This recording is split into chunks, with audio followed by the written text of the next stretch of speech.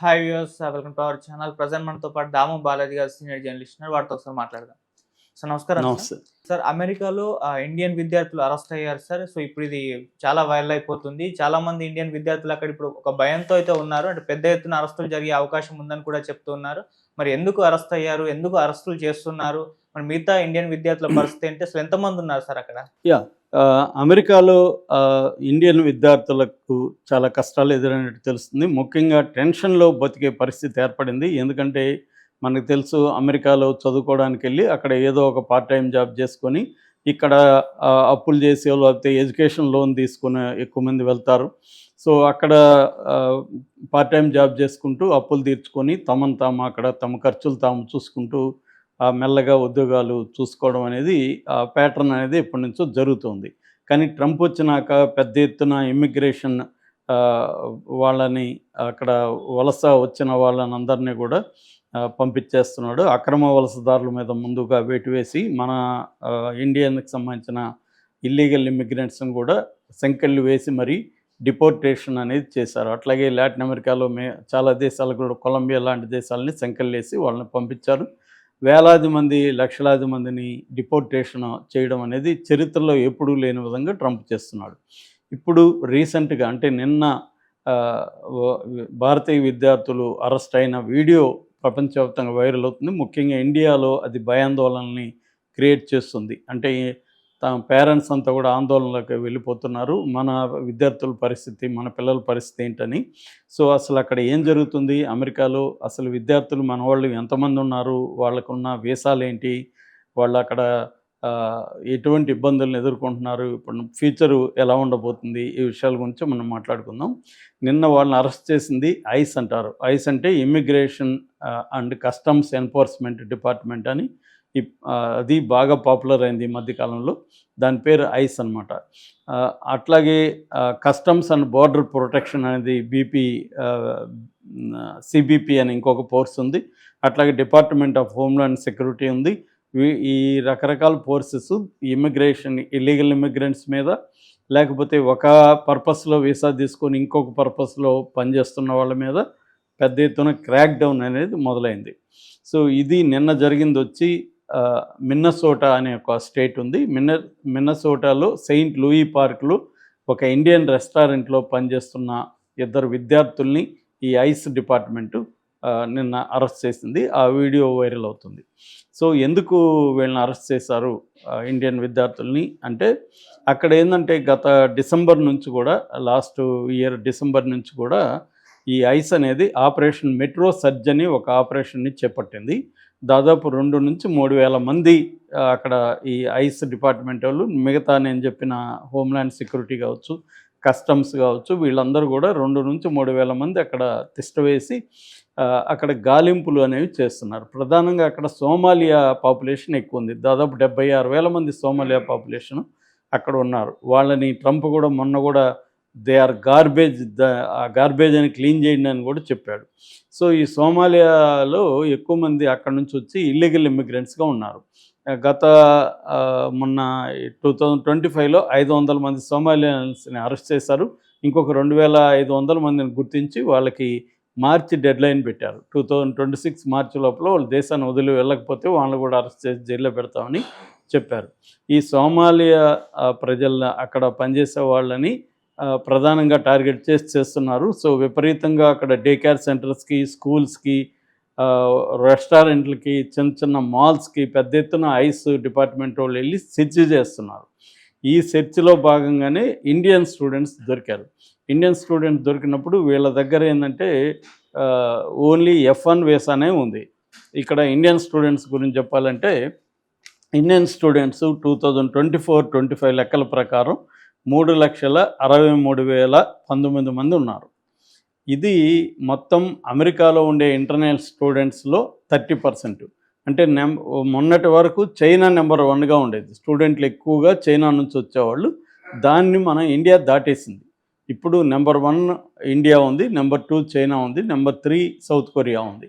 అంటే అమెరికాలో చదువుకునే ఇంటర్నేషనల్ విద్యార్థులు దాదాపు 11 లక్షల మంది ఉంటే, అందులో 3,63,000 మంది ఇండియన్సే ఉన్నారు. అంటే 30.8% మొత్తం ఇంటర్నేషనల్ స్టూడెంట్స్లో ఇండియన్ స్టూడెంట్స్ ఉన్నారు. ఇండియన్ స్టూడెంట్స్ ప్రధానంగా 2 రకాల పాస్‌పోర్ట్స్‌తో అక్కడికి వెళ్తుంటారు. ఒకటి F1 ఇదే ఎక్కువ అనమాట. F1 అంటే చదువుకోవడానికి వెళ్ళే విద్యార్థులకి F1 పాస్‌పోర్ట్ ఇస్తారు. దీన్నే ఎక్కువగా స్టెమ్ అంటారు. స్టెమ్ అంటే science, technology, engineering and maths ఈ డిపార్ట్మెంట్లలో ఎక్కువగా మన వాళ్ళు వెళ్తారు. దీన్ని స్టెమ్ అని పిలుస్తారు అక్కడ. ఇది కాకుండా రెండోది M1 వీసా. M1 వీసా అంటే vocational training, non academic training. అంటే మెకానికల్ ఇది కావచ్చు, లేకపోతే కాస్మెటాలజీ కావచ్చు, ఇలాగ రకరకాల వొకేషనల్ వృత్తి విద్యా కోర్సుల్లో చేరే వాళ్ళకి M1 ఇస్తారు. ఈ రెండిటికి కూడా కొన్ని కండిషన్లు ఉంటాయి. అదేంటంటే ఆన్ క్యాంపస్ జాబ్, వారానికి 20 గంటలు పనిచేయచ్చు. ఆన్ క్యాంపస్ జాబులు మాత్రమే చేయాలి. అంటే వితిన్ ద క్యాంపస్లో క్యాంటీన్లు కానీ, అక్కడేమన్నా పెట్రోల్ బంకులు కానీ, అక్కడేమన్నా మాల్ కానీ ఉంటే అక్కడ పనిచేసుకోవచ్చు. కానీ మన విద్యార్థులకు అందరికీ అక్కడ జాబ్స్ దొరకవు. ఆన్ క్యాంపస్లో అందరికీ దొరకవు. అక్కడ కూడా మెరిట్ అవన్నీ చూసి సెలెక్ట్ చేసుకొని కొంతమందికి ఇస్తారు, మిగతా వాళ్ళు దొరకవు. అందుకని విద్యార్థులు ఏం చేస్తారంటే క్యాంపస్ బయట పెట్రోల్ బంకులు కావచ్చు, మాల్స్ కావచ్చు, మిగతా చోట్ల పార్ట్ టైం చేసుకుంటూ ఉంటారు. అక్కడ ఉన్న అమెరికన్ బిజినెస్ పీపుల్కి కూడా వీళ్ళు అవసరం. అమెరికాలో సెటిల్ అయిన ఇండియన్ రెస్టారెంట్లు ఇలాంటివి ఉంటాయి. వాళ్ళు ప్రిఫరెన్స్ ఇండియన్స్కే ఇస్తారు. ఇండియన్స్ అయితే కంఫర్టబుల్గా ఉంటుందని. అట్లాగే అమెరికన్స్ కూడా మన వాళ్ళకే ఇంపార్టెన్స్ ఇస్తారు. ఎందుకంటే వీళ్ళు హార్డ్ వర్క్ చేస్తారు, రెండోది తక్కువగా పని చేస్తారు. అక్కడ ఏంటంటే మినిమం వేజెస్ $20 నుంచి $30 పర్ అవర్ ఉంటుంది. దాన్ని భరించలేక మన వాళ్ళే తక్కువకు వస్తారని వీళ్ళని అక్కడ పెట్టుకుంటున్నారు. ఇది ఎప్పటి నుంచో జరుగుతుంది. దీన్ని వచ్చి ఇప్పుడు ట్రంప్ డిస్టర్బ్ చేశాడనమాట. సో అందుకని ఇప్పుడు మన వాళ్ళు ఏంటంటే ఎక్కడైనా పని చేస్తూ ఉంటే పట్టుకొని వాళ్ళ అరెస్టులు చేస్తున్నారు. అలాగా మన నిన్న 2 విద్యార్థుల్ని ఇలా పట్టుకొని ఒక రెస్టారెంట్లో పనిచేస్తున్నారని ఐస్ డిపార్ట్మెంట్ వెళ్ళింది. సో లాస్ట్ వీక్ కూడా ఒక కోర్టు, అక్కడ కాలిఫోర్నియా కోర్టు అనుకుంటా, అమెరికాలో చదువుకున్న ఇండియన్ విద్యార్థులను అరెస్ట్ చేసి కోర్టుకు పెట్టినప్పుడు అరెస్టింగ్ ప్రొసీజర్ సరిగా లేదని విడుదల చేసింది కోర్టు. ఇలాగ అక్కడ ఏంటంటే పెద్ద ఎత్తున ఇండియన్స్ మీద క్రాక్ డౌన్ అనేది మొదలైంది. ఆ మధ్య కూడా ఒక రాష్ట్రంలో సిక్కు డ్రైవర్స్ ఉంటారు, ట్రక్ డ్రైవర్స్ని లైసెన్స్ క్యాన్సిల్ చేసిన దాదాపు 20,000 మందికి పైన సిక్ డ్రైవర్స్ అక్కడ ఇబ్బందులు పడే వార్త కూడా వచ్చింది. వాళ్ళందరూ కూడా కోర్టులో కేసులు వేశారు. ఇలాగా రకరకాలుగా అక్కడ ఏంటంటే క్రాక్ డౌన్ అనేది విద్యార్థుల మీద చేస్తున్నారు. అందుకని ఇంటర్నేషనల్గా అంటే ముఖ్యంగా మన ఇండియన్ విద్యార్థులు అక్కడికి వెళ్ళడం అనేది ఈ మధ్యకాలంలో 7 to 10% పెరిగింది. ఎవ్రీ ఇయర్ రేటు పెరుగుతూ ఉంది. లాస్ట్ ఇయరే దాదాపు 2,000 మందికి పైన ఎన్రోల్ అయినట్టు చెబుతున్నారు. సో పోతున్న విద్యార్థులు ఏంటంటే జాగ్రత్తలు తీసుకోవాలా. డబ్బు ఉంటేనే అక్కడికి వెళ్ళాలి. అక్కడ పోయి ఏదో పార్ట్ టైం చేసుకొని సంపాదించుకుందాం అంటే కుదరదు. రెండోది ఏంటంటే ఇక్కడ CPT, OPT అని 2 రకాల ప్రోగ్రామ్స్ ఉంటాయి. CPT అంటే కరికులర్ ప్రాక్టికల్ ట్రైనింగు, OPT అంటే ఆప్షనల్ ప్రాక్టికల్ ట్రైనింగు. ఈ CPT, OPT కింద పెట్టుకున్నప్పుడు కొంత వెసులుబాటు వస్తుంది వాళ్ళకి. అంటే మన ఎడ్యుకేషన్ అయిపోయినాక ఈ కింద ఎన్రోల్ చేసుకోవచ్చు. ఎన్రోల్ చేసుకున్నప్పుడు కొంత వెసులుబాటు వస్తుంది. సో అవేవి లేకుండా ఓన్లీ F1 వీసానో M1 వీసాతో విద్యార్థులుగా వెళ్ళి అక్కడ పనిచేద్దాం అనుకుంటే కుదరదు. అట్లా ఎవరన్నా వీళ్ళు నమ్మిస్తే ఇప్పుడు పరిస్థితులు బాగాలేవు. కాబట్టి చదువుకోవడానికి పోయి ఆ దేశంలో అరెస్టులు అయితే బయట రావడం కూడా చాలా కష్టం. ఎందుకంటే అక్కడ లీగల్ సిస్టమ్ వెరీ కాస్ట్లీ. ఇక్కడ లాయర్ లాగా మనవాళ్ళు ఎవరో తెలిసిన వాళ్ళని పట్టుకొని వెళ్దామంటే కుదరదు. తెలిసిన వాళ్ళు ఉన్నా ఎవరున్నా అక్కడ వెరీ కాస్ట్లీ. కాబట్టి ఆ మధ్య కూడా నాకు తెలిసిన వాళ్ళు ఒక కేసులో ఇరుక్కుంటే ఒక అబ్బాయి ఇక్కడ వాళ్ళ నాన్న పొలం అమ్మి డబ్బులు పంపించాల్సిన పరిస్థితి ఏర్పడింది. సో అందువల్ల జాగ్రత్తగా ఉండాలి. అమెరికాలో చదువుకోవాలనే కళ అందరికీ ఉంటుంది. కానీ ఇవన్నీ చూసుకొని జాగ్రత్తలు తీసుకొని వెళ్ళాలి తప్ప అమెరికన్ డ్రీమ్ అని చెప్పి అక్కడికి వెళ్ళిపోయి చదువుకుంటే జీవితం సెటిల్ అవుతుందని చెప్పి గుడ్డిగా వెళ్ళడం అయితే కరెక్ట్ కాదని చెప్తున్నారు. అక్కడున్న మన తెలుగు వాళ్ళు అయితే తెలుగు అసోసియేషన్స్తో కాంటాక్ట్ అవ్వడం, ఇండియన్స్ అయితే ఇండియాకి సంబంధించిన అనేక అసోసియేషన్లు ఉన్నాయి, వాళ్ళతో కాంటాక్ట్ అయ్యి మొత్తం రూల్స్ అన్నీ తెలుసుకొని ప్రజెంట్ పరిస్థితి ఎలా ఉందో తెలుసుకొని వెళ్ళమని కన్సల్టెంట్లు కానీ మిగతా వాళ్ళు సలహాలు ఇస్తున్నారు. ఇక్కడ ఏంటంటే వీధికి రాజభవన్ రోడ్లోనే ఒక 10-20 ఉన్నాయి.